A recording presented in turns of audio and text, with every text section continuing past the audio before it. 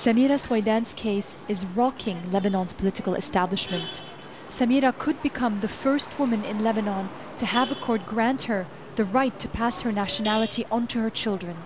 The state considers them to be foreigners even though they're born in Lebanon because their father was not Lebanese. When Samira's Egyptian husband died, she suddenly found herself on her own with 4 children. As non-Lebanese, they have no access to public schools and hospitals. They cannot work without expensive residency permits, which must be renewed every year. Once I was late to pay for their residencies. The General Security said to me, "It's not our problem. Either come up with the money or we will deport your children." I started crying. They said, "Figure it out, and if you don't, then you too can leave with your children." That's when Samira decided to take her country to court. She fought for 4 years. In the end, the judge ruled in her favor. I don't know how, but my tears started falling. My body went numb and I was shaking when I found out about the verdict. I didn't know whether or not to believe what I was hearing. The judge ruled my children are Lebanese. The judge said Samira's children have only known Lebanon as a home, even though they carry Egyptian passports.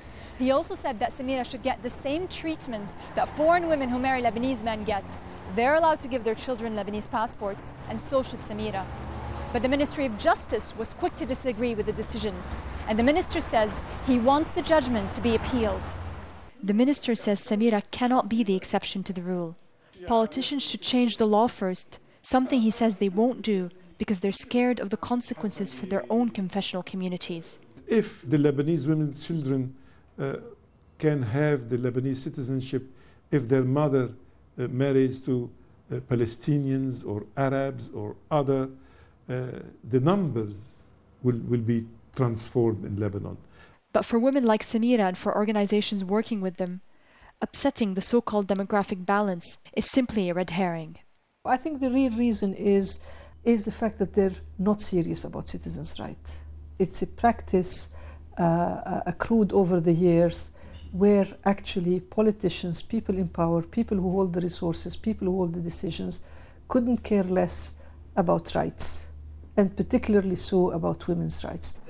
Samira and her children are still waiting to find out if the decision will be appealed.